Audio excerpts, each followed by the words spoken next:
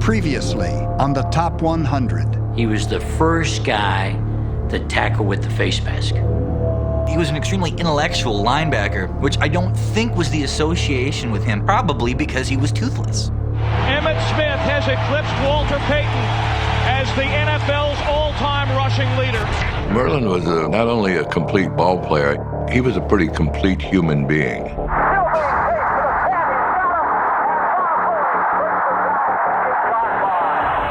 He's my favorite football player of all time, and I grew up in Miami watching him every Sunday.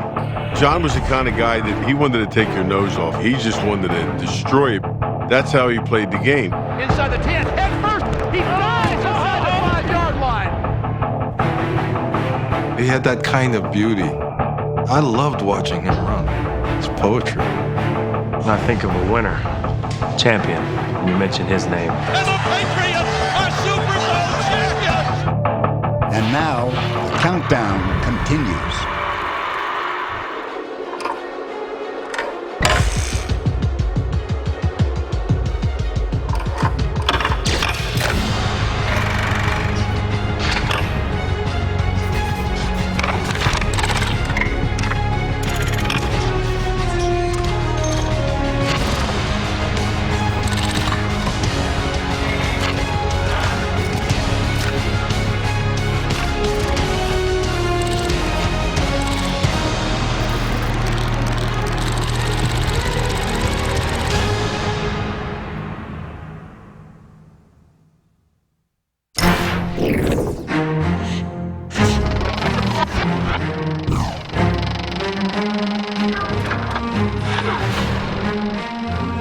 The first game of his life was a microcosm of his career.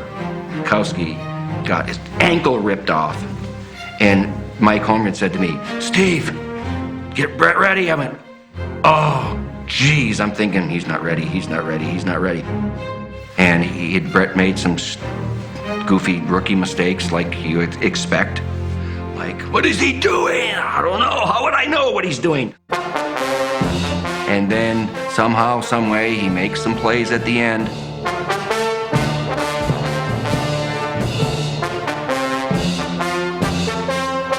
a man, he's wide open, touchdown! It is caught, and the Packers have tied the game. These fans are going crazy. I mean, this thing is supposed to be over with.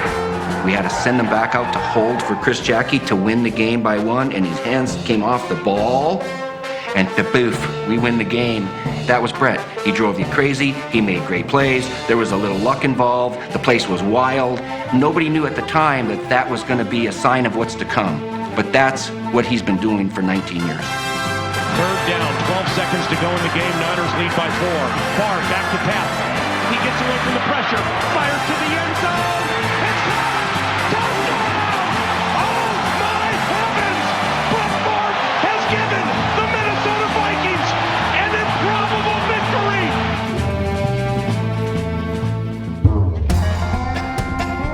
Upon his retirement, Brett Favre will own every significant NFL passing record. He won 3 consecutive league MVP awards. Some men are driven to be great. Some just enjoy the ride. I always said to my kids, and my kids are this big growing up around him, watch him play the game. Watch how Brett plays sports. What do you mean? Well, when he throws a touchdown, he goes and jumps on the guys, and he's celebrating, and he has fun. And that's the way sport is supposed to be played. It's not always serious stuff, even in pro football. He's having a ball, even at practice. That's what you ought to be like. Hey, you got any left-handed footballs? Put her in the old vice. You think God never farted? If you play tight, it makes you lose focus and forget things. And if you just play loose like you do in the backyard, that's what got you there.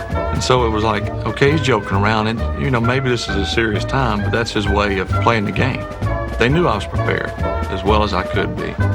To me, that's the only way to play it. If you're not prepared, you're not going to joke around. If you're coaching, what you want on your team, really, are characters with great character. Capiche? Now, if that character can be a producer and a leader as well, now you've got something special. What is that? Comeback number 15.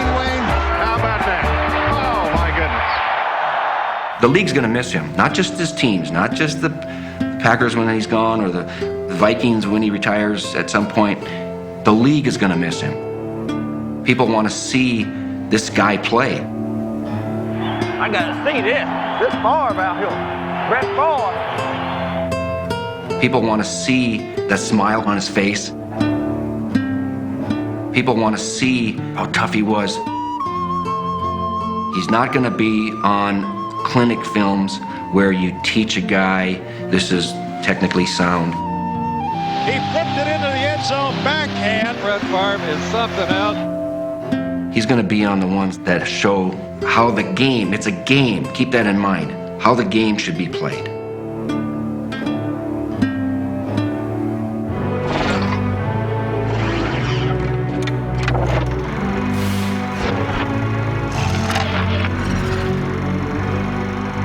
Bronco dragged the NFL out of the back alleys and into the American consciousness because he was so big. He was an enormous man. I mean, his forearms looked like a lot of people's thighs. He was 6'3" and he was 235 pounds, and he was playing fullback. And back then, the defensive guys weren't that big. You know, they were 200 to 220. Bronco ran the football like he was boiling over with rage. He was one of the greatest big running backs in the history.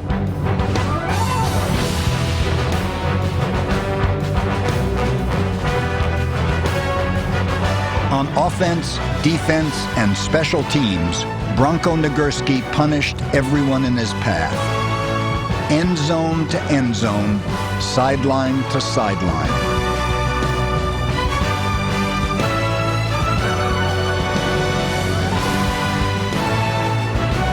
Not only did Nagurski excel at multiple positions, he was a champion in multiple sports.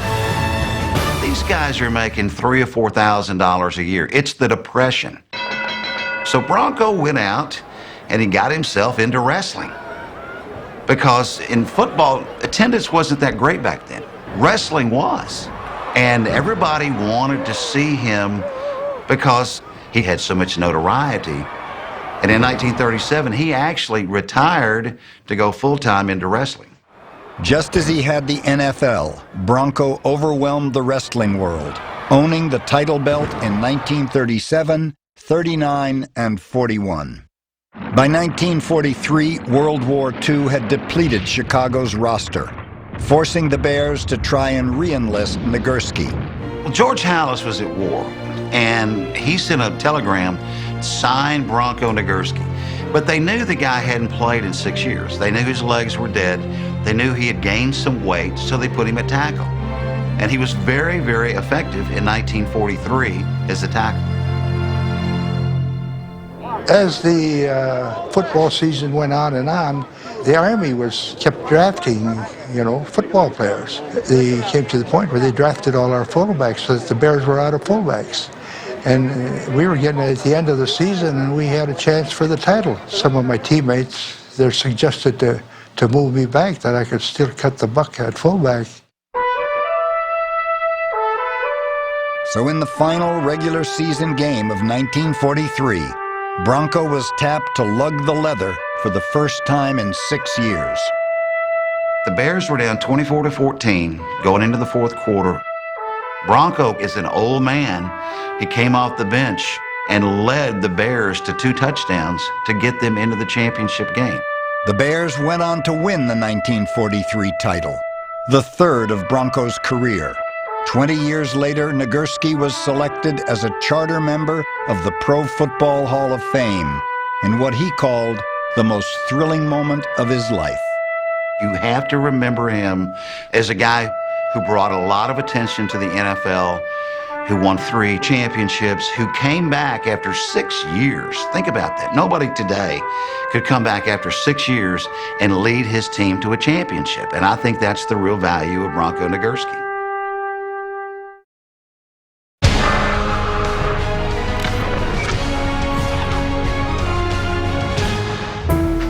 Game was close. Crowd is screaming. McNair drops back.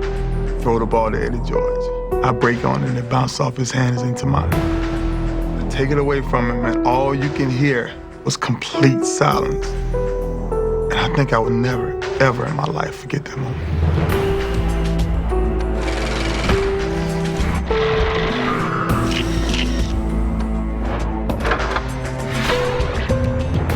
We have a special relationship, and I'm grateful for it and thankful for it. Get in here, we gotta go fast now. We're gonna brutalize him. We grew up together. I wouldn't be sitting here today talking about it if it wasn't for him. He won't make that one. He was the AFC Defensive Player of the Week, his first game. So obviously a good start. And all he did is keep getting better from that point on.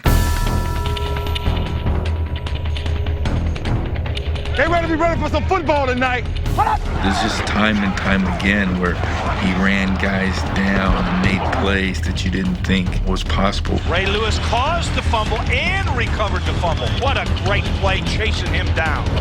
No wasted movements, body position, leverage, the explosion of a cobra.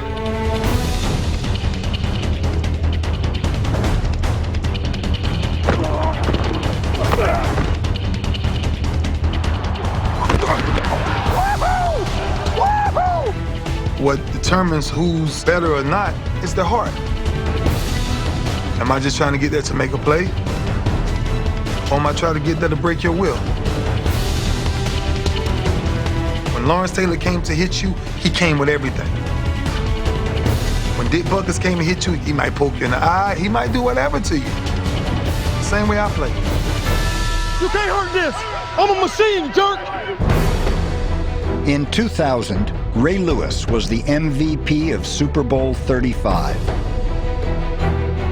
He was twice named NFL Defensive Player of the Year. Since they drafted him in 1996, Lewis has been the undisputed heart and soul of the Ravens. Nice job, man. Nice job. Play your heart out, as usual. I'm glad you're here, man. Listen to me. This team cannot move the ball on us. It is time for us to set this tone. This is what makes champions. Right here. If we trying to be great, this is where it starts. Do everybody got me? Yeah. Do everybody got me? Yeah. Rolls the deep back, gets the hit on the backfield. The Ravens stop him. Ray Lewis comes up the middle, and it's all over. The 10-time Pro Bowler makes the play when the Ravens needed to shut the door. I think you have to look at the measure of the man over the period of time and have to understand what he has meant and how he's empowered everybody around him to be a better person. And Ray's been terrific, you know. He's good. A lot of people, he really is professional. Yes. I mean, he'll bark at other players. He never says a word. Very respectful guy. Yeah. You know, and got the heart of a lion. He really does. Oh, man. My name in this game has to go down as the greatest ever. And not linebacker. I'm talking about one of the greatest players to ever play this game.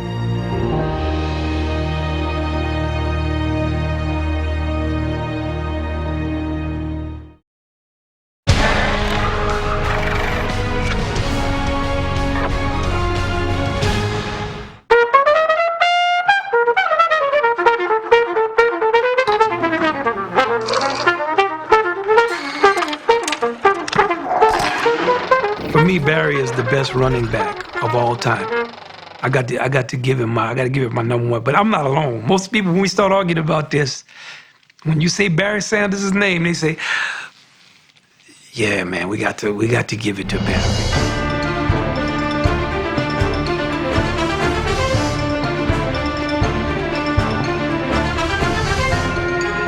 Each of Barry Sanders' 10 seasons was a masterpiece. He rushed for at least 1,100 yards every year he played, and 6 times was a first-team All-Pro.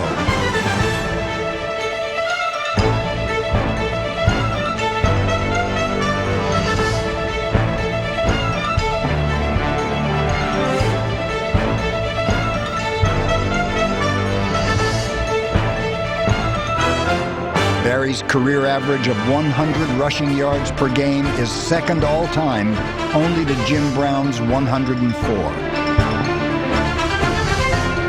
But statistics aren't how fans remember Sanders. Like any great artist, Barry's style defined his craft. In the arts, greatness means that you're able to develop your skills to raise our human beings' level of consciousness and our horizon of aspiration to a higher level. We say, wow, we didn't know that could be done. Now you start talking about somebody like Barry. Whew, he has almost a Zen approach to it. Things you had never seen, that umph, that thing you can't describe. It's an eloquence that's just...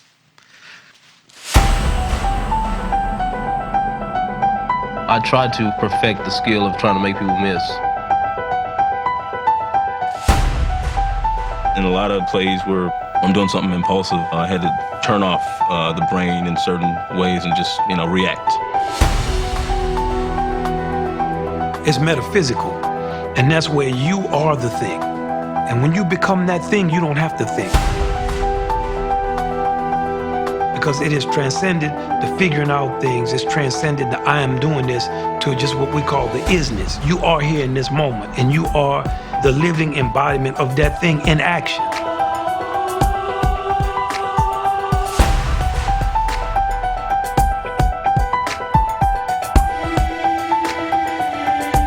When you don't think, you're on a higher level than if you think, because the thought takes you away from the thing.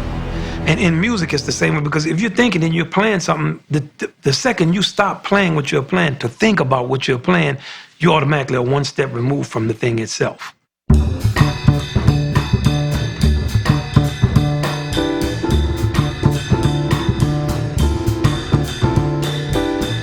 Now we look at Barry as the ultimate improviser. He's able to master his relationship to all those things in the context of time. There's no time, man. How much time you got between when the ball is snapped and somebody is tearing your head off?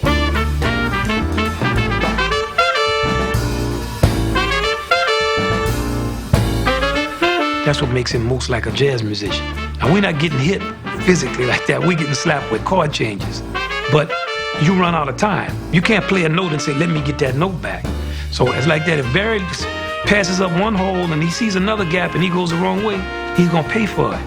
But boy, when he hits pay dirt, he's just a virtuoso.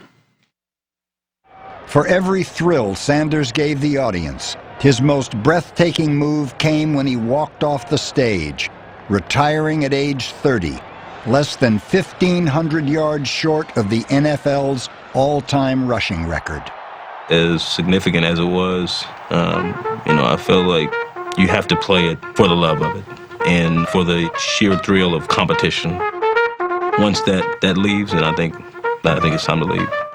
Barry is like an unbelievable artist, like Charlie Parker. He play a line, nobody can play something like that. That type of Henri Matisse, just something in his brush, you don't know what it is. It stupefies you.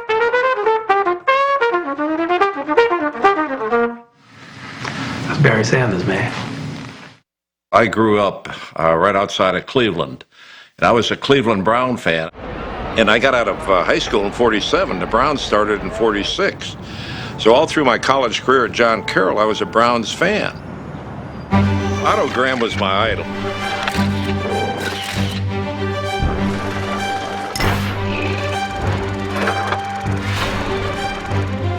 To watch Otto Graham was to watch a winner. Automatic Otto was the Browns' quarterback for 10 seasons. During that period, Cleveland played in 10 consecutive title games.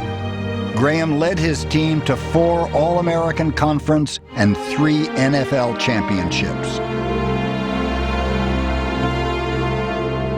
I was drafted by the Browns in '51 and had the opportunity to go and play with the Browns. So I got to be on the same team as Otto Graham. I remember the first day out at practice, I was the first guy out there naturally, and then Otto comes out with a bag of balls, takes the ball out of the bag, he says, "Warm me up, will you, kid?" And I'm catching a ball from Otto Graham and throwing it back to him. And, I was just dazed by the whole deal. '51 was my rookie season, and we lost the first game, but then we won 11 in a row, and And Otto was the catalyst. He made the plays to help us win all those games. The Browns will be counting heavily on the capable right arm of Otto Graham. Otto Graham, for 9 seasons, the spark plug of the Cleveland team. Otto was a guy that had great athletic ability. He was a running back at Northwestern. Paul Brown made him into a quarterback. You know, when the pass broke down and he didn't have anybody open, he could always take off and run with it and be a great runner with the ball. And then, along with that, you know, was just a prolific passer, a guy that was uncanny as far as his accuracy throwing the ball. Just had such great ability, you know, and he just was very relaxed with the way that he handled the great ability that he had. Otto Graham and George Radaman pitched horseshoes. My personality was such that I think I was always kind of cool under pressure. But I've always said that you have to have the confidence that you will do good, but at the same time, inside you have to have the fear that you might fail. Before we played every game, I could never digest the pregame meal. I would get a couple oranges, apples, or something like this, but the food itself, I couldn't eat until the end of a game. I was just too nervous. My stomach was turning over and over and over. Otto's attempts at acting were also hard to digest. He might have been nervous before a game, but he was even more ill at ease before a camera. I guess we're about the worst team that you've ever had. No, you're wrong, Otto. You gave your best out there today. You and all the boys. It's just today you met a better team. They deserve to win. Defeats and setbacks are all a part of growing up. Sometimes we learn more from a defeat than we do from a victory. Now, you listen to me, young man. Adversity not only tests one's character, but it also strengthens it. And don't you forget that.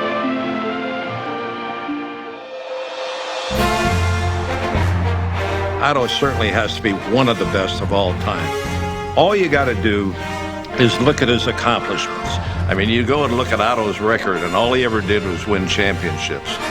And how else do you judge a quarterback? Every season that he lined up, the Browns were in a championship game. It's hard to pick anybody any better.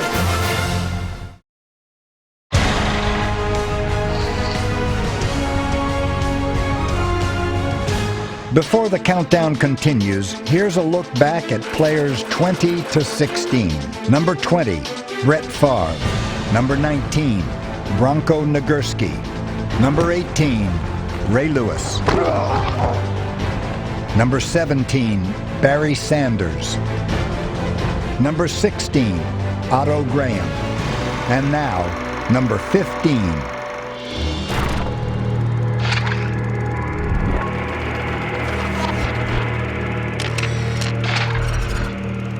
we would have a home movie night in our house, and invariably, you know, it would turn into Ram highlight film. And my dad would have the remote, and he would break down footage on Deacon. And we would see Deacon in slow motion, reverse. Look at how this guy goes after the quarterback. Look at how he goes around this guy.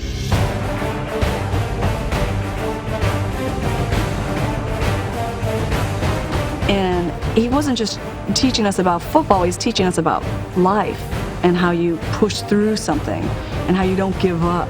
Number 75, Deacon Jones, is a Rams All-Pro. His stock and trade is quickness, and his goal is the quarterback's head.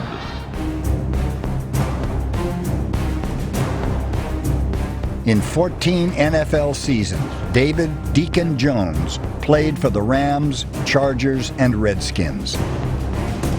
A 5-time first-team All-Pro, Jones's most effective pass rushing maneuver was the head slap. He had studied Muhammad Ali, boxing, and the speed of his hands.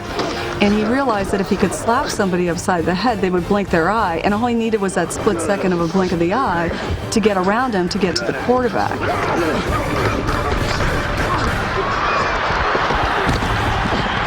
I think because he was so unknown when he came into the league, 14th round pick, and because it was actually during the civil rights period, he really felt that he had to come out of being this invisible person and become a personality on the field.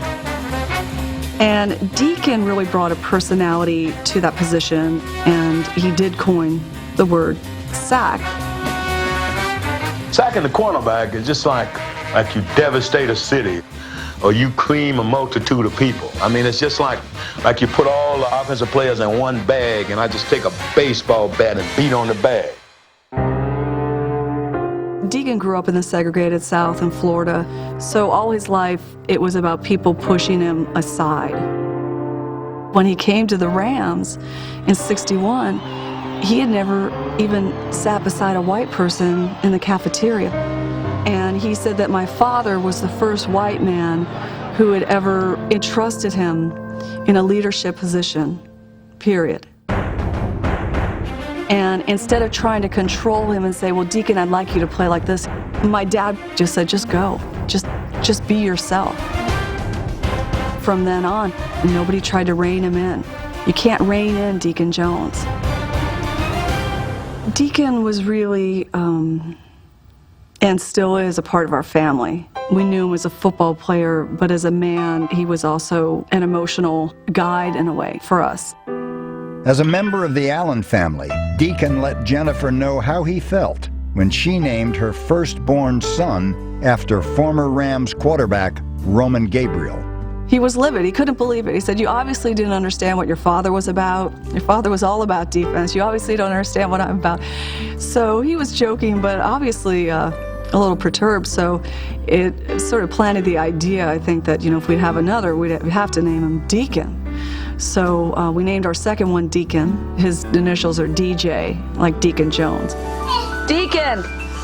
Go, Deaky! My dad used to say Deacon played with sheer abandon, and he expected you to live your life the same way. When you see someone playing all out who they were, their personality and their soul and their spirit, there's no denying that that will never be forgotten. And there's no mimicking it, because there's only one Deacon. Football has many superstars, but only one Superman, Deacon Jones.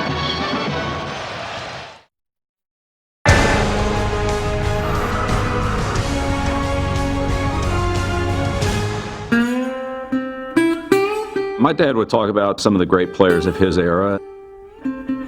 My dad only played in the league 1 year in 41, but he had great respect for him and what he meant to the game. He spoke very highly of Sammy Baugh, both as a person and as a football player. Sammy Baugh always belonged to the young, like a larger-than-life hero who stepped out of a Saturday matinee.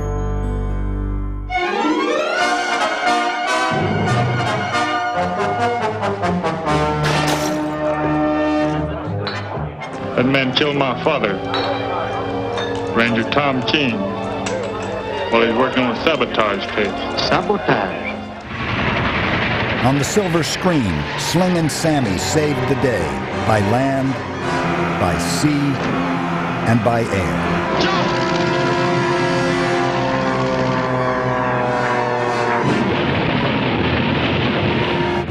He was a triple threat on the football field, too. Sammy Baugh would be a combination of today's version of Tom Brady, Brian Moorman, and Ed Reed, three all-star players at their positions all rolled into one. Sammy was a league-leading passer, a league-leading punter, and a league-leading interceptor. So to have all those guys on your fantasy football team with just having one player, that would really be that would be hitting the trifecta. When you're on the field, you got to feel like you're the best son of a bitches out there. As a quarterback, Baugh was just that. In the 30s and 40s, he took the forward pass, traditionally a last resort, and made it the weapon of choice for his Washington Redskins. I think the thing that really stood out about Baugh was his deep passing accuracy. The ball was fatter, it was thicker, and not as easy to grip as it is today. And he had a tremendous ability to throw the ball down the field, a lot of times on the run, or avoiding pressure as he was stepping into the throw, and put it right on the money. Defensively, just watching him play free safety, the range that he showed back there, when the ball was in the air, he covered ground in a hurry. He ran well, tall, had long arms, and really had great range. So he played the ball very well.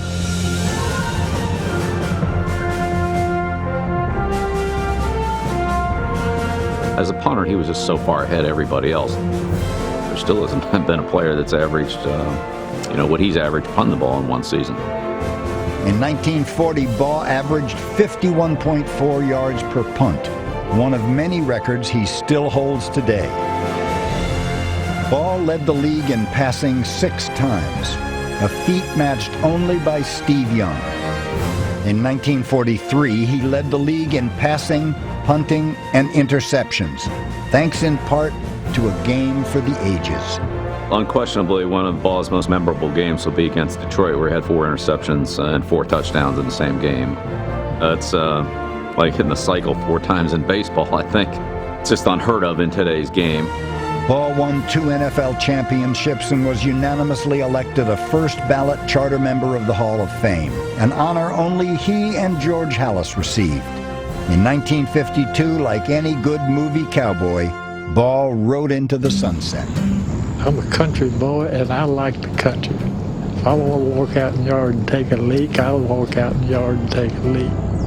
Wasn't really a high-profile guy by nature, even though his football status brought him into that celebrity. That wasn't really what he was in it for. He was in it to play football and to win and to have fun doing it and to be with his family and be in his roots in Texas. Sammy Baugh, no question about it. He was a special player.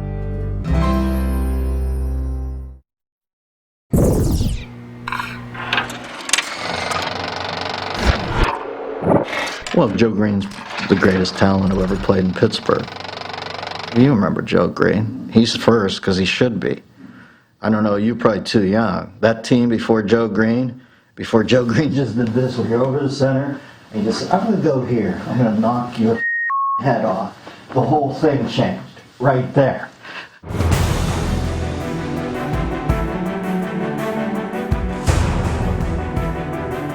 It is a primal game. It is a violent game. It's a collision sport. You can have the playbook, the size of a Charlie Sheen prenup. At the end of the day, you want to rock people. You've got to make them afraid of you. And they don't want any piece of him, man.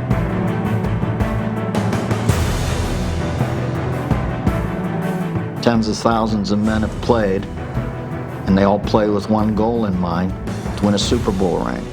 He's in with 4. World champ, number one! That's what greatness is about. The guys who won't settle for the bread. They want the mother lode. They want immortality. And that's what Green gave them. It all changed. I remember, I said, what? North Texas State? What? Who? I saw some footage of him in college. I don't even remember him being that big. But man, he looks like Othello. He's got to be the man. Floodgates open right there. We started teeing off on people instead of having them tee off on us. Joe Green's the most important player in the history of the Pittsburgh Steelers. Because up until the moment he existed, it didn't exist before. We were no longer the jokes. And if you wanted to call us a joke, you could, but he's going to bloody your nose repetitively. Joe Green broke through to nail Staubach and caused the fumble.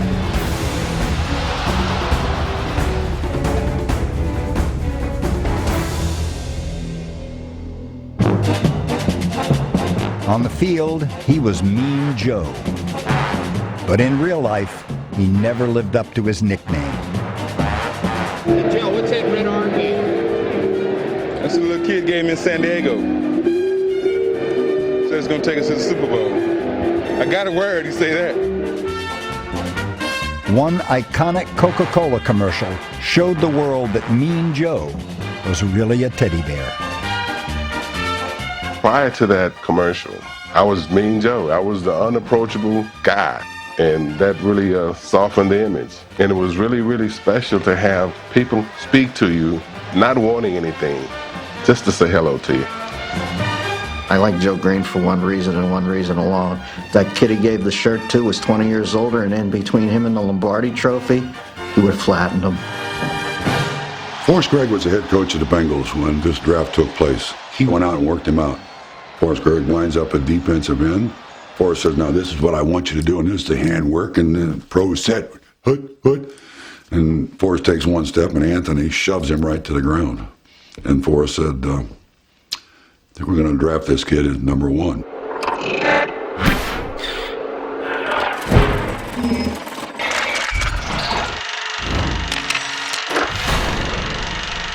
When Anthony Munoz was drafted, the newspaper said, this kid's only played 16 college football games. He can't stay healthy. What the hell are we doing drafting this kid?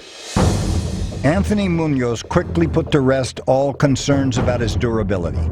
In his 13 seasons, he missed only 3 games due to injury. When he first showed up in Cincinnati, he looked like an extra in a Ben-Hur movie.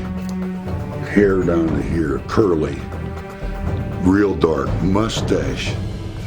Kind of had the East LA look. I don't know, you show those stinking badges. One of those guys, you know. And I wish I'd been there the first time that Paul Brown had seen him. Munoz was a 9-time All-Pro and was named to the 1980s All-Decade team. Once he starts inside, you can start trying to finish the block. The offensive line coach of the Bengals, Jim McNally, let Anthony, I think, come up with his own stance. I don't think you need a coach. Huh? He had kind of a wide stance with the foot way back, but he was athlete enough at his size that he could recover for anybody coming down to the inside. He was perfect, absolutely perfect in the way he set up. He gave defensive ends no place to go. Man, he devastated defensive ends in this league. I mean, he put them on the ground, he put them off the line of scrimmage, he protected the quarter, everything. He's the first big guy that I've ever come across that ran distances to stay in condition at 6'5", 275 or 280. He'd run 10, 12 miles 2 or 3 times a week. Big guys didn't do that. Munoz's athleticism proved a vital and versatile asset to Sam Wyche's up-tempo, no-huddle offense. The worst thing about playing Anthony Munoz on any given Sunday is you're going to be out there against him for 40 or 50 plays. Well, with this new offense, now you're going to be out there against Anthony Munoz for 80 plays. He's going to beat your ass 80 times, not 40 times. They'd line him up at tight end and, 78 eligible. And he'd fake the down block, and Boomer Esiason would find him in the end zone a lot. Lob pass off in the corner of the end zone. There's the touchdown, Anthony Munoz. It was fun, especially the first one. Sam Wyche's rookie year with the rookie quarterback, Boomer Esiason. I wasn't crazy about the situation. The Bengals with a chance to tie it here with 7 seconds left to go. It was 1st and goal. We had to score to take it in overtime, and I was basically the primary receiver, so it was either catch the football or walk home from Cleveland. Boomer throws into the end zone to Anthony Munoz, touchdown. In 1998, Munoz became the first Bengals player to be enshrined in the Pro Football Hall of Fame. He was so consistently proficient for his entire career. The day he retired, I didn't see any difference in the way he played offensive tackle, which is extraordinary. I mean, he was still just stuffing people at the line of scrimmage or driving them down. The number 1 draft choice that the Cincinnati Bengals had ever made was Anthony Munoz. The best choice to this point in their history, ever.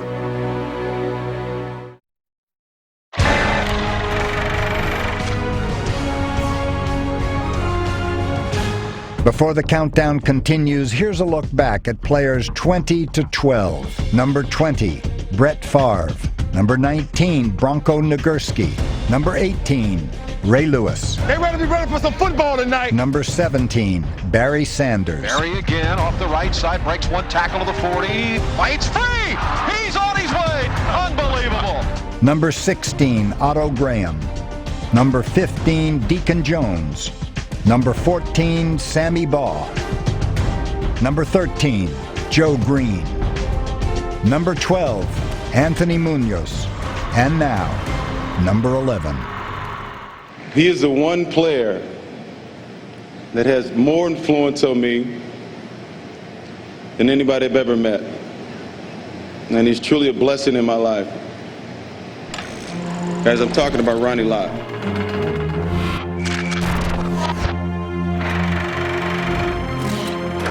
was my roommate, and obviously I always, in a sense, feel like I was probably the luckiest guy alive to be roomed with him. In another way, Marcus Allen was also the unluckiest man alive. Recruited by USC as a defensive back, he went from lining up next to Ronnie Lott to lining up across from him in practice. He took out his ambition and aspirations, of being one of the greatest ever that played a game, on me. Lott made Swiss Army knives jealous of his versatility. He made 10 Pro Bowls by mastering both corner positions, in addition to free and strong safety. You look at all the interceptions that he's got, he always saw the ball.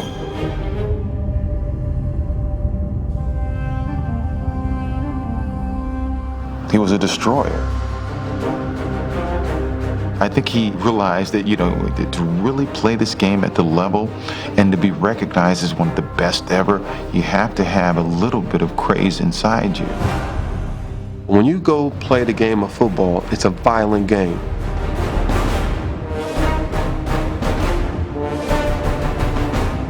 Can you be psychotic and yet under control? Can you be neurotic and yet under control?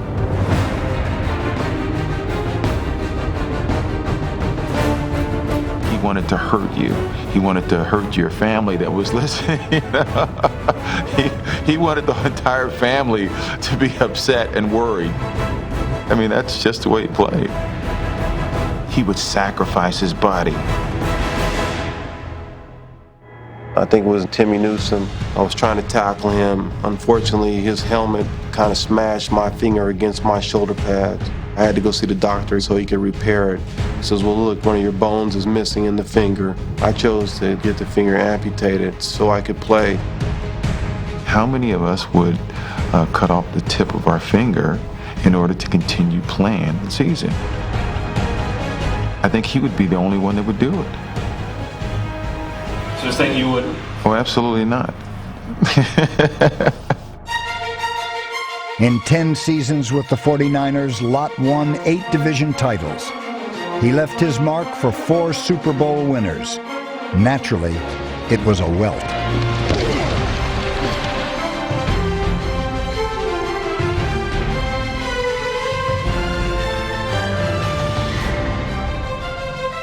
Everybody sold out this week. Everybody. Damn, it's great, isn't it? You gotta let him. He is a legend of the game, not just a guy who played. He's what the game is all about.